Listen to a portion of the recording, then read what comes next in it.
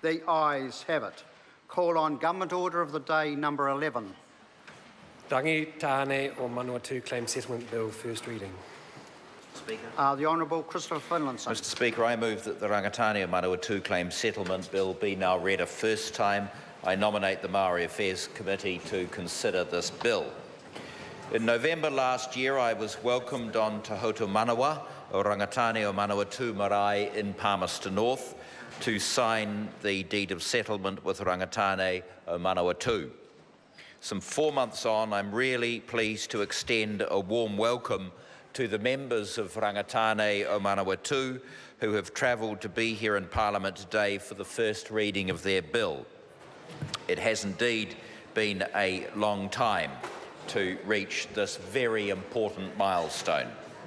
To those who work so hard to make this day possible, can I offer my most sincere thanks, because the enactment of this bill will mark the end of a long-running treaty settlement negotiation between the Crown and Rangitāne o Manawatu that started in the late 1990s. Mr Speaker, there are many people who work so very hard so that we can reach this milestone today. The bill is the result of much time, energy and patience to arrive at a settlement which will provide a platform on which to build a much better future for all the people of Rangitāne o Manawatu. The negotiations were long and complex, but Rangitāne o Manawatu always acted constructively, relentlessly addressing the concerns of iwi members and striving to achieve an enduring settlement for the iwi. I want to acknowledge all the people of Rangitāne o Manawatu who are with us today, but as well as those who cannot be here today. In particular, I acknowledge those who began this journey so many years ago and worked so hard to make today happen, but they're no longer with us.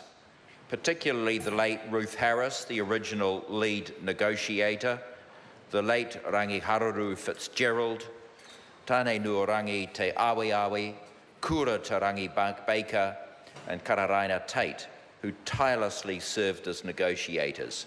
It's their determination and hard work that's got us today.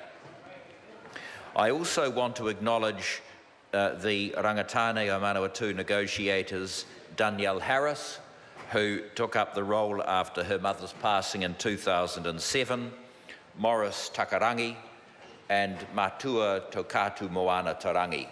They have been outstanding advocates of Rangitāne o Manawatu, and I commend them on their contribution over the years.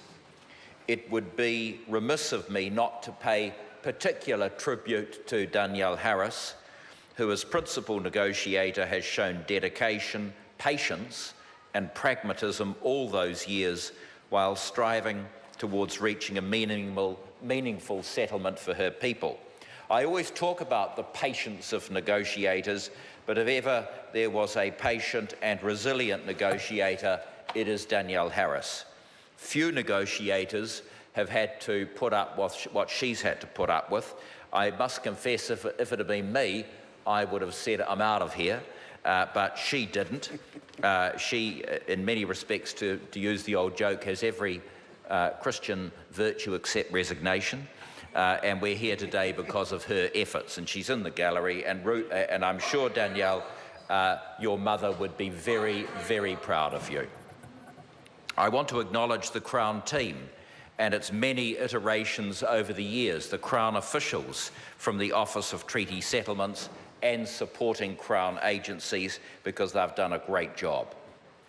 The Manawatu claim, Y182, and I emphasise Y182, was originally lodged by Ruth Harris on behalf of herself and all other descendants of Rangitāne o Manawatu in December 1990, over a quarter of a century ago. Rangitāne chose to pursue direct negotiations with the Crown, and in 1998, Tāne Nuarangi Manawatu Incorporated received a mandate from the claimant community. Terms of negotiation were signed with Doug Graham on 27 July 1998, and a heads of agreement, or as an agreement in principle was called in those days, was signed on 25 November 1999. And I know Sir Douglas was anxious to get it signed before he retired, but such is life. Subsequently, progress was stalled and negotiations endured a hiatus of over 10 years. The mandated negotiators and the Crown resumed intensive negotiations in 2010, and on 1 May 2015, the Crown and Rangitāne o Manawatu initialed a deed of settlement to settle all the historic claims, and as I said, the deed of settlement was signed on 14 November of last year. So, Mr. Speaker, it's fair to say it's been a long time coming, and the bill provides for the settlement of all historic Treaty of Waitangi claims for Rangitāne o Manawatu and gives effect to the deed of settlement that was signed in November last year. The background to the claims is a very sad story of unrelenting land alienation. From the mid-19th century through the faulty Crown investigation of the New Zealand company claims to the acquisition of the Te Awaho, the Te Ahuturanga and Rangitīne Manawatu blocks, Rangitāne o Manawatu very rapidly lost large tracts of land while minimal reserves were set aside for the iwi. The operation and impact of the native land laws on the remaining lands, and in particular the awarding of land to individual Rangitāne o Manawatu rather than to iwi or hapu, made those lands more susceptible to partition, to fragmentation and alienation. And this contributed to the erosion of the traditional tribal structures of Rangitāne. By the end of the 1880s, Rangitāne o Manawatu held approximately 20,000 acres of land. From the 19th century, much of the remaining land was partitioned by the Native Land Court into blocks, which was subsequently purchased by private interests. The 20th century continued the sad story that I've recounted so many times in this House, namely the continued erosion of Rangitāne o Manawatu land holdings. By 1930, land in Rangitāne o Manawatu ownership had dwindled to just under 3,000 acres. The remaining land was gradually eroded by further sales, and as an iwi, this iwi became virtually landless. The cumulated effects of the purchases I mentioned a few minutes ago, the operation and the impact of the native land laws and private purchasing has left Rangitāne o Manawatu virtually landless. And this has hindered the social, cultural and economic development of the iwi. The impact of landlessness and the loss of traditional tribal structures, leading to the loss of customary traditions, of language and tribal authority, can still be felt. And, Mr. Speaker, that is why we're here today. So the settlement package has a number of components which will be closely addressed by the Maori Affairs Select Committee, and I won't go through those in any detail now. The committee will have to consider the financial and commercial redress as well as the cultural redress.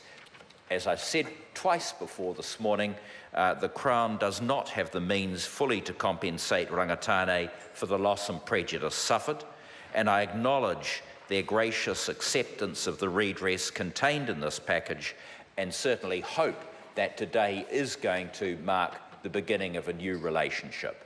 Mr. Speaker, before I commend the bill to the House, can I simply say this to the people of Rangitāne? This is the third settlement bill we have debated today. The imperative is to get the bill off to the Select Committee, where it can receive very careful consideration by Mr. Kurako and his team.